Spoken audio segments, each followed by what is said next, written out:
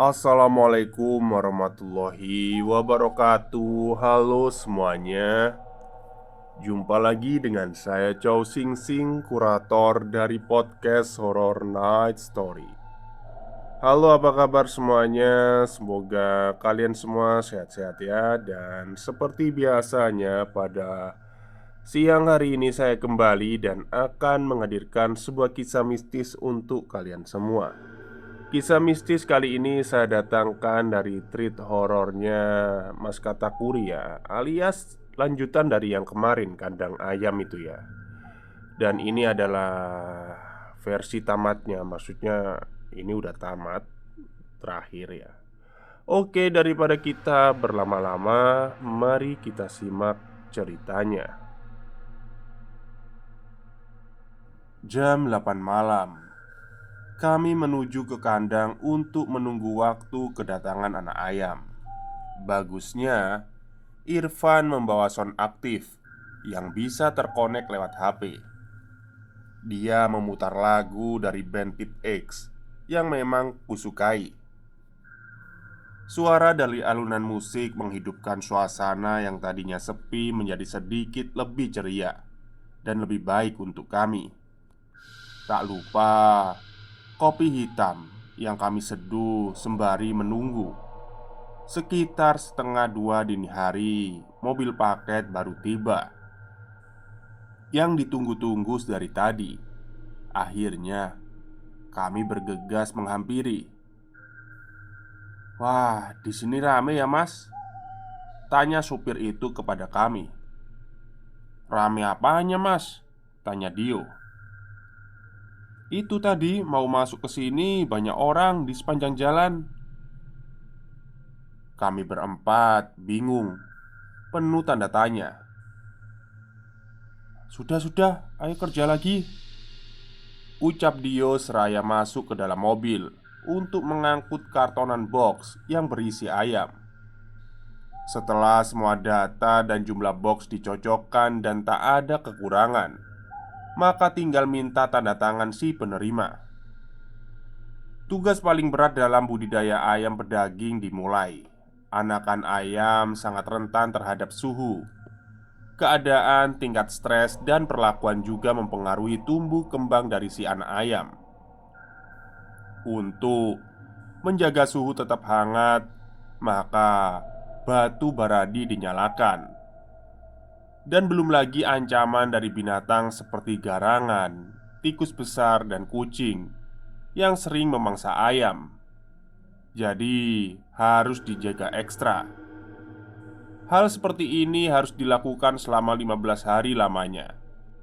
Memasuki umur 7 hari, ayam harus divaksin agar daya tahan tubuhnya kuat dan rutin diberi jamu juga, berupa campuran kunyit, gula merah, dan lainnya. Di hari ketiga, kami berada di pondok sambil sesekali mengecek keadaan di dalam kandang. Keadaan nampak tenang dan normal. Namun lewat jam 10 malam, lampu tiba-tiba mati, membuat kami kaget dan bergegas memeriksa. Rupanya sedang ada pemadaman listrik. Waduh, kerja sekalian uji nyali nih kayaknya, gumam Dio. Tak lama terdengar suara gedubrak. Suara seperti hantaman di dalam kandang. "Woi!" Kami kaget setengah latah. "Duh, apalagi ini?" ucap Irfam setengah heran. Namun di antara kami tak ada yang berani memeriksa. Kami saling tunjuk dan saling lempar tanggung jawab.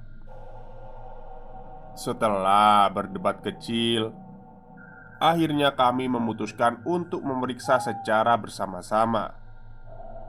Pintu kandang perlahan dibuka. Begitu gelap, hanya ada suara dari anak ayam yang sepertinya mengalami ketakutan yang sama seperti kami. Hanya ada dua senter untuk kami berempat. Kami dibagi menjadi dua tim. Irfan dan Idin ke kanan, saya dan Dio ke sebelah kiri.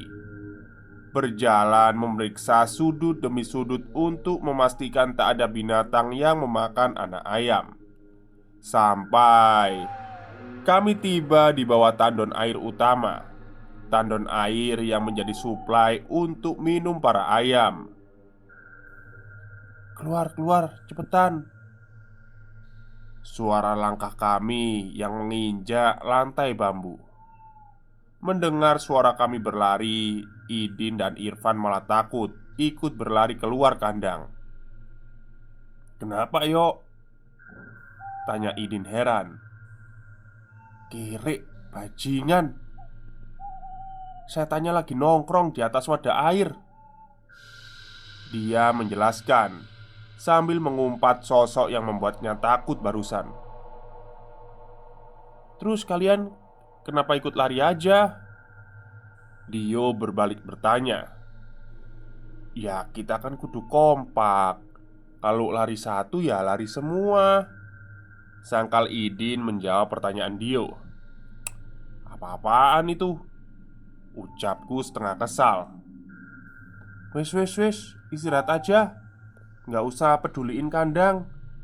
Nggak bakal lari juga kandangnya," kata Irfan mencoba menengahi. Kami pun sepakat untuk duduk di depan pondok dan membuat api unggun kecil untuk menghangatkan tubuh. "Waduh, lama-lama kok lapar ya?" Suara Idin disaut oleh Irfan. "Waduh, kompak banget kalau urusan makan," ucap Dio. "Makan apa coba?" saya bertanya kepada mereka. "Bakar singkong sama pisang aja. Enak kan? Anget, apalagi ditambah kopi," kata Irfan memberi usul. "Ya udah, sana. Kamu yang nyabut singkong, aku yang cari pisangnya." Aryo nampak setuju. Kami bertiga pergi mencari pisang di kebun sebelah barat. Sementara Irfan hanya sendiri yang memang karena kebun singkong tak begitu jauh jaraknya dari kandang. Sedangkan kebun pisang lumayan jauh jaraknya. "Biarin Irfan suruh sendirian aja, biar tahu rasa dikerumunin sama setan," ucap Dio yang sepertinya puas. Kami bertiga membawa 2 senter sebagai alat penerangan. Kami harus mencari masuk ke dalam ke kebun. Kami berdehem sebagai tanda masuk. Berdehem dipercaya membuat mereka yang tak terlihat menyingkir dan menjauh dari tempat yang akan kami datangi. Dan satu hal yang dianggap pamali di daerah ini adalah bersiul. Karena konon dengan bersiul bisa mengundang mereka untuk datang mendekat. Saat masuk ke dalam kebun, hawanya begitu berbeda. Terasa sumpek dan gerah. Padahal sedang berada di luar ruangan dan kondisi malam hari. Kami bergegas mencari pisang yang dirasa sudah tua, sehingga lebih enak jika dibakar, dan sesegera mungkin keluar dari kebun ini. Karena memang hawanya sudah tidak enak dari tadi. Setelah mendapat apa yang kami cari, kami segera beranjak pergi. Bruk. Suara pohon pisang di samping mendadak rubuh tanpa sebab. Kami semua berlari ketakutan menuju ke kandang. Sementara di pondok terlihat Irfan sedang membersihkan singkong dari tanah yang menyelimutinya. Kalian ngapain lari-lari?" tanya Irfan kepada kami. Gak apa-apa. Ayo cepat dibakar aja," jawab Idin singkat. Hari demi hari, kami semua mulai terbiasa dengan kondisi seperti ini. Kami begitu dekat, bahkan terlalu dekat dengan mereka. Tak ada pilihan lain selain mencoba membiasakan diri, menikmati pekerjaan yang masih lama ini. Ada satu sosok yang paling mendominasi dan berkuasa di sini. Sosoknya berbentuk seperti leak yang ada di Bali. Sosok yang kami hindari dan takuti. Sosoknya berbadan besar, tak terlalu tinggi, dengan gigi bak taring yang tajam. Rambutnya hitam sampai menyentuh tanah. Kuku-kukunya panjang dan hitam. Sosok ini sangat galak dan bisa mencelakakan ketika ia mewujudkan dirinya dan mengganggu para orang-orang penunggu di sini. Dan saya mendapat cerita tentang sosok tersebut ketika sedang mengangkut pakan ayam dari truk. Berat pakan ayam itu adalah 50 kilogram tiap karungnya. Sekali datang bisa sampai bertonton beratnya. Dan begitu banyak, hampir satu mobil truk besar. Cerita datang dari Dimas, yang mana Dimas pernah menunggu di peternakan ini sekitar beberapa periode yang lalu, sebelum kami menunggu di sini. Dari sudut pandang Dimas, ketika malam sewaktu ia tengah asyik bermain judi dan mabuk di pohon bambu di pondok bambu, ia mendengar suara gaduh dari ayam-ayam di dalam kandang. Ia pun segera memeriksa dan memastikan.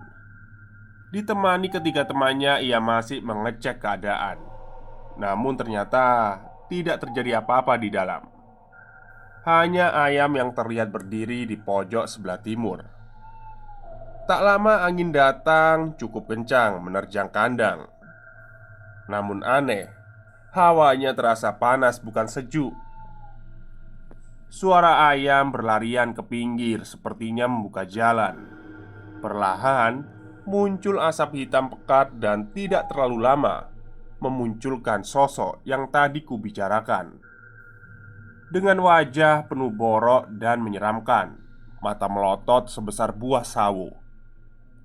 Semua giginya runcing dan panjang, dengan rambut panjang yang kusut memakai kain seperti jubah berwarna hitam.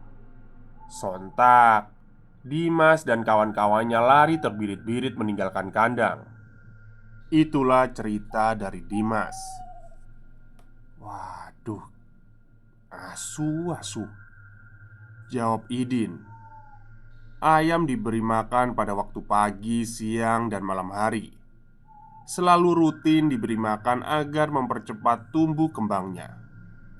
Memasuki umur 15 atau 18 hari, sekam dan alas dari karung diturunkan. Kemudian alas karung yang dijahit memanjang tersebut harus dicuci untuk menghilangkan sisa sekam yang basah karena kotoran ayam. Pencucian dilakukan di kali depan kandang. Ya, kali bekas kuburan pembantaian orang-orang terdahulu. Kalian pernah membayangkan berendam dengan sisa kotoran ayam? Ya, itu semua kami lakukan. Gatal dan tentu saja bau. Sebenarnya pekerjaan di peternakan ini lebih banyak menggunakan tenaga daripada otak, karena hampir seluruh tugasnya memang harus melibatkan tenaga.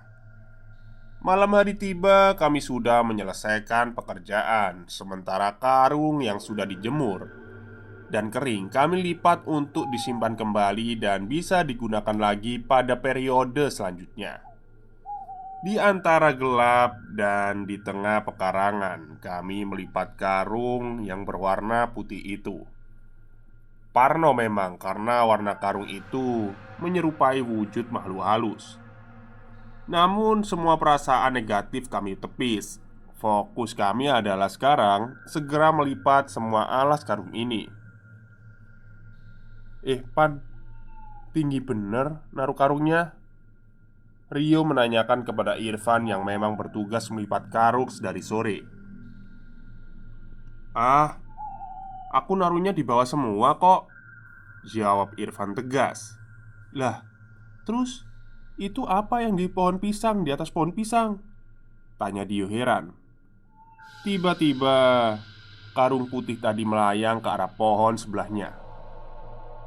"Bajingan, ayo lari!" teriak Dio kencang. Saya dan Idin pun ikut berlari tanpa tahu apa yang terjadi. menyusul Dio dan Irfan yang sudah berlari terlebih dahulu. Ada apa kok lari-lari?" tanya saya kepada mereka setelah tiba di depan pondok. Dio pun menjelaskan tentang apa yang terjadi. "Waduh, benar-benar ini kerja sambil uji nyali," gerutu Idin dengan nada lemah. "Akhirnya tugas melipat kami tinggalkan dan kami kerjakan nanti pagi saja, mengingat malam ini tidak memungkinkan untuk dilanjutkan." "Din, bikin kopi biar nggak tegang," perintah Dio kepada Idin. Oke, siap bos," jawab Idin. Mungkin yang dibutuhkan sekarang adalah kopi dan hiburan, karena memang telah lelah kami semua dengan pekerjaan ini.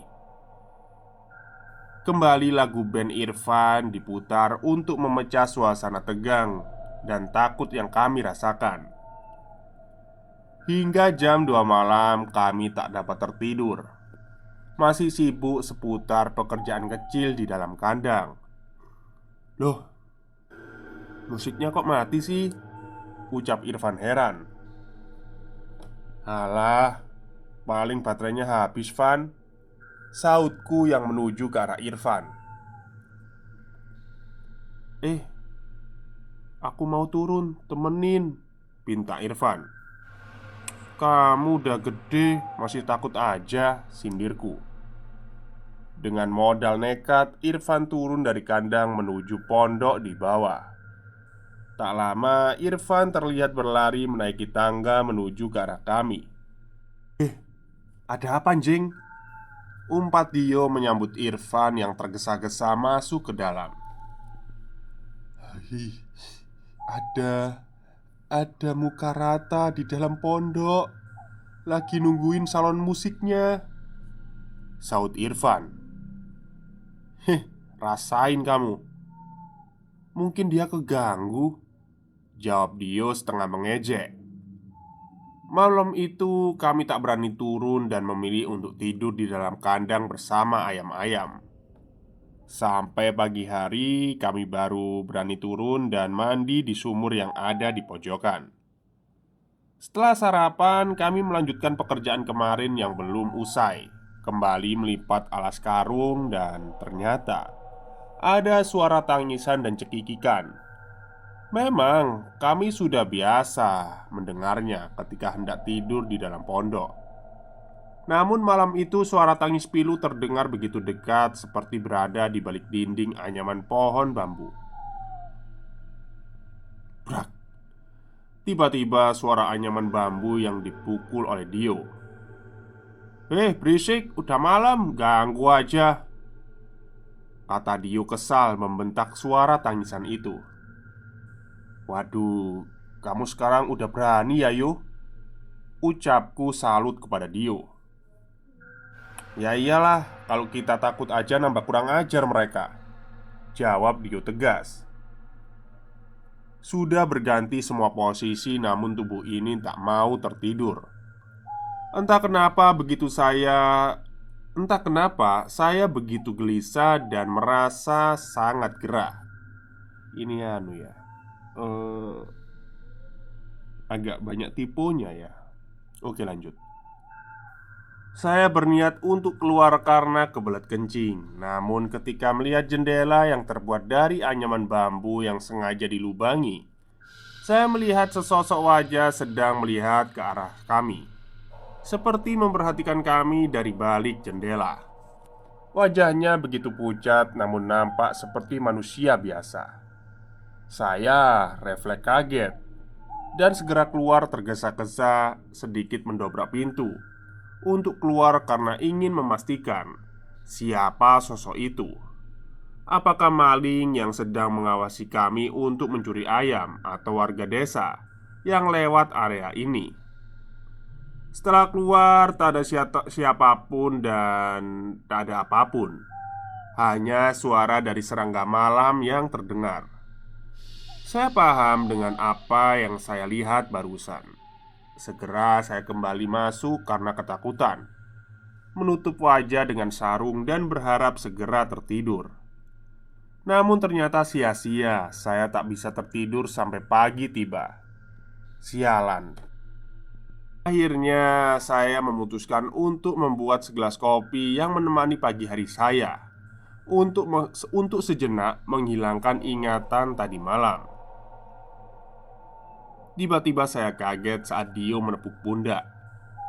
"Weh, pagi banget bangunnya. Biasanya juga masih siang baru bangun," ucap Dio menanyakan. "Matamu kue. Aku ini belum tidur sama sekali dari semalam," jawabku kesal. "Aku juga tahu kalau semalam kamu ditakutin, tapi aku diem aja. Aku juga belum tidur dari semalam. Ini keluar juga karena tahu kopi yang kamu buat," ucap Dio sembari mengambil gelas kopi yang baru saja aku buat. Kurang ajar kamu." Dio juga menjelaskan bahwa dia juga melihat sosok yang mengintip dari jendela semalam. Namun karena ia sudah tahu bahwa sosok tersebut bukanlah manusia, jadi ia memilih untuk menutup wajahnya dengan kain sarung dan tidak bisa tertidur sampai pagi. Kopinya jangan banyak-banyak nyeruputnya, aku belum minum," ucapku kepada Dio. Setelah ngobrol ngalor ngidul nggak jelas, akhirnya kopi pun habis. Ketika Irfan dan Idin membangunkan saya Ketika Irfan dan Idin membangunkan, saya tak mengindahkan karena saya terlalu ngantuk tadi malam tidak tidur. Bodoh amat, saya ingin tertidur dengan pulas hari ini. Malam menjelang, aktivitas di dalam kandang memang tak seberat minggu-minggu kemarin.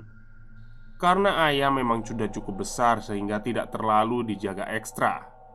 Hanya tinggal mengasih malam.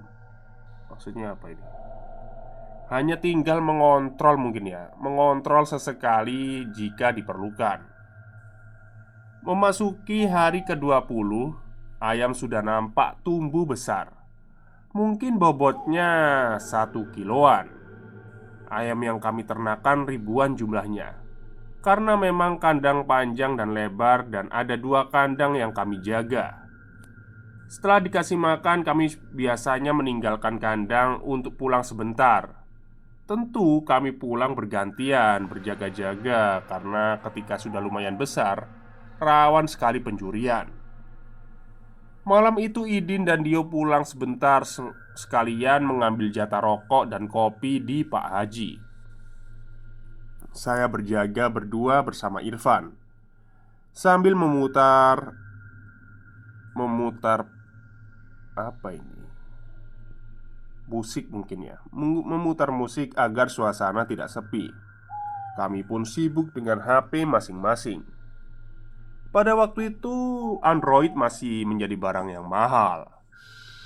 HP yang kami pakai masih HP Nokia yang memang sedang berjaya kala itu. Tiba-tiba terdengar suara berisik di dalam kandang. Kami lihat dan pintu kandang kami buka. Tak ada yang aneh. "Ada apa sih?" gerutu Irfan kesal.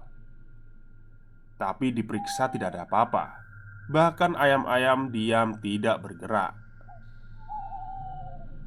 Kami kembali naik untuk terakhir kalinya memeriksa. Tidak ada apa-apa. Dan akhirnya kami melihat apa yang tidak ingin kami lihat. Dengan suara khasnya, kami sudah menebak bahwa suara itu berasal dari sosok kuntilanak. Kami berebut pintu keluar untuk segera turun. Bahkan ketika turun, kami sampai terjatuh, setengah merangkak berlari menuju bangunan pondok. Segera kami menutup pintu pondok dan meringkuk di dalam kain sarung. Mendekati masa panen, kami semakin intens untuk berjaga. Karena memang di masa-masa ini sangat rawan dengan pencurian ayam. Kami sampai harus begadang dan tidur di kala waktu subuh tiba.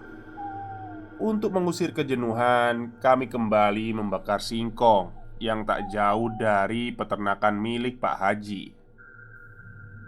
Kami memutar musik sekenanya. Sudah menjadi hal yang wajib di setiap harinya. Truk pur pakan ayam kembali datang. Kali ini datang begitu malam, sekitar jam 10. Kami segera menghampiri untuk membongkar muatannya. "Ih, rame banget ya mas di sini," ucap supir truk kepada kami semua. "Waduh, disambut demit nih orang," bisik Dio kepada saya. "Udah yuk dibongkar, jangan pakai lama," ucap Idin kepada kami semua. Kami memindahkan pur ayam dalam karung yang seberat 50 kilogram dengan cara dipanggul di atas bahu. Berjarak kurang lebih 50 meter menuju kandang. Sudah menjadi hal yang biasa untuk kami semua. Malam itu datang 5 ton pur ayam. Jadi kami tidak terlalu memakan waktu lama untuk mengangkutnya.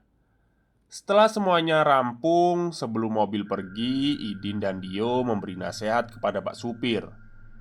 Kalau ada apa-apa di jalan gak usah diladenin, terus jalan aja. "Emang kenapa mas?" tanya sang supir. "Udah, nurut aja pak sama kami," kata Dio kembali mengingatkan. Kami kemudian beristirahat di depan pondok sambil menghilangkan keringat yang menetes dari seluruh tubuh. Selang setengah jam kemudian, terdengar ada suara orang minta tolong dari arah jalan samping jembatan. Orang itu menghampiri kami yang tengah terduduk di depan pondok. Kami tak mengenalinya. "Kenapa pak?" Irfan bertanya ketika orang itu menghampiri kami. Nafasnya ngos-ngosan, terlihat panik dan takut. Kami segera memberinya minum untuk membuatnya lebih tenang. Setelah tenang, ia menceritakan bahwa ia adalah tukang bakso keliling dari desa sebelah. Ia memang tak terbiasa pulang malam karena dagangannya masih banyak. Jadi, ia berinisiatif untuk menjajahkan dagangannya sampai malam hari. Ketika dalam perjalanan pulang, dia memilih lewat jalan ini karena memang untuk mempersingkat jarak tempuh dan desanya.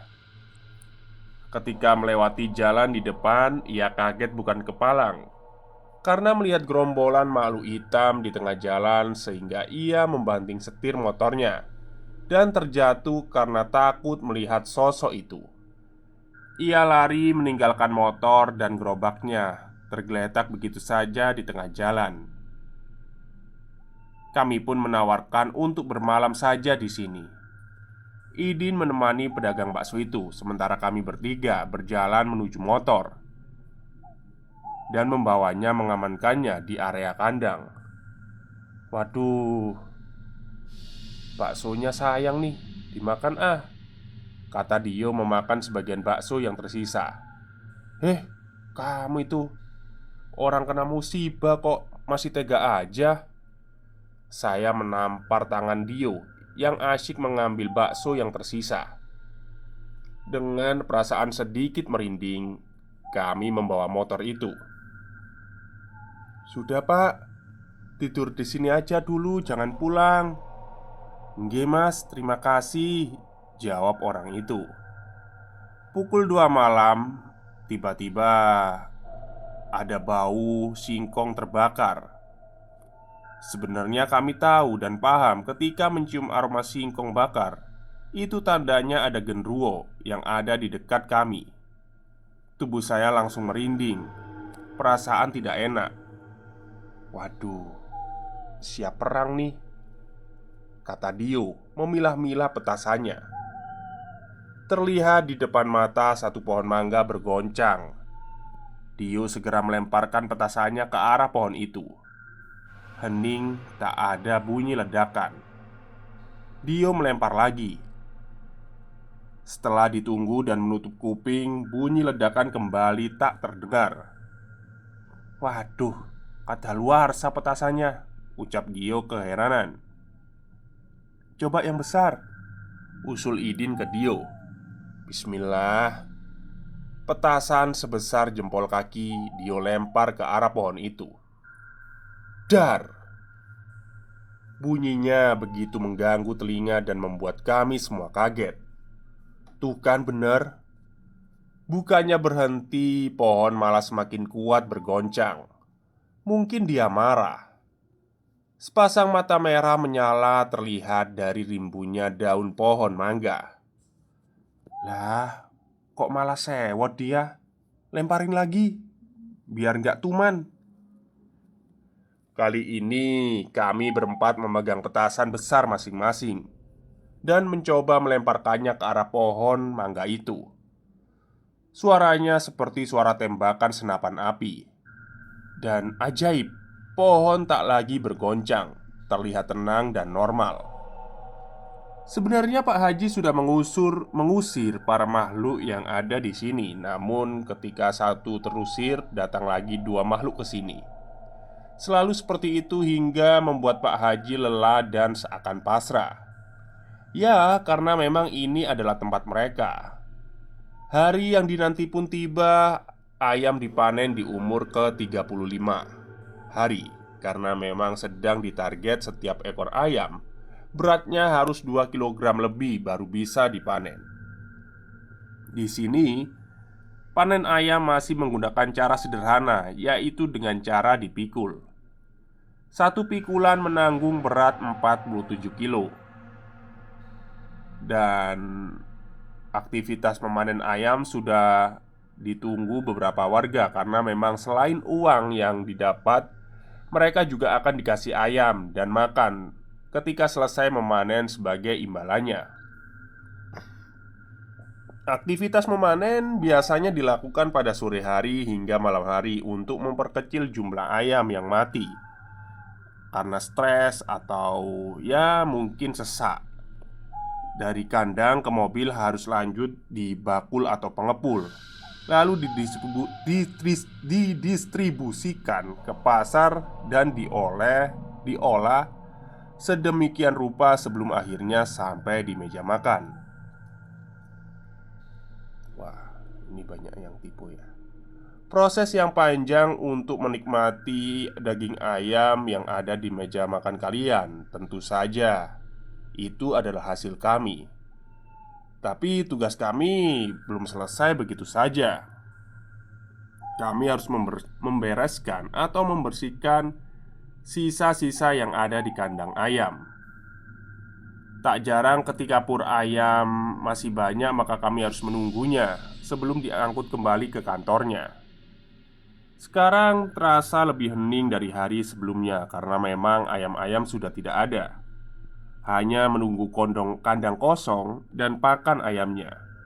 Tapi ini terasa lebih menyeramkan. Namun tugas dan tanggung jawab kami lebih ringan.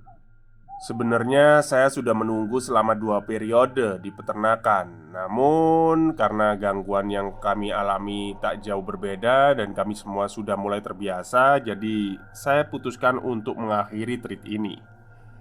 Terima kasih untuk kalian. Sebenarnya di treat ini ada tidak semua ya saya ceritakan karena ada hal-hal yang tidak penting dan tak pantas diceritakan. Oke, semoga kalian senang membacanya dan meningkatkan minat untuk membaca. Selesai, terima kasih. Oh ya, sebenarnya sewaktu Pak Maman pertama kali mendatangi kami yang sedang bekerja membasuh kandang dengan air, Pak Maman sudah memasang pagar gaib untuk melindungi anaknya dan kami tentunya. Namun, dengan segala keterbatasannya, pagar tersebut dengan mudah diterobos oleh mereka. Dan ketika Pak Maman kembali berkunjung menemui kami dengan membawa ubi dan pisang rebus, Pak Maman kembali menguatkan pagar gaibnya. Itulah mengapa beliau selalu berkeliling ke area ini karena tak mau kejadian yang dulu dialaminya kembali menimpa anaknya. Oke, sekian. Baik. Akhirnya selesai juga ya treatnya Mas Katakuri. Panjang sekali dan lumayan banyak tipunya, tapi nggak apa-apa. Yang penting kan inti dari ceritanya itu tadi ya. Oke, mungkin itu saja cerita untuk siang hari ini. Kurang lebihnya saya mohon maaf. Terima kasih Mas Katakuri. Wassalamualaikum warahmatullahi wabarakatuh.